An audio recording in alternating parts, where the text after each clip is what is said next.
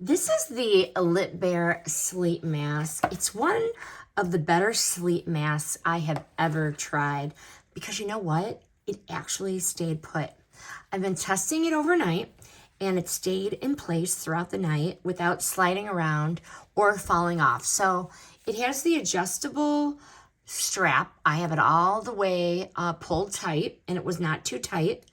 It has the 3D contour shapes here that gives your eyes room so they don't feel like they're smashed against your eyelids.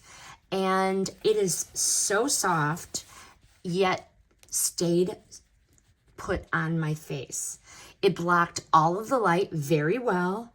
And for me as a side sleeper, it did not move at all, not one bit. This is going to be perfect for travel, for naps, or anybody that really needs a darker sleep setup. This was amazing. I have had so many sleep masks and I wake up and the thing is on the top of my head or it's laying on the floor. This one I woke up and it stayed put.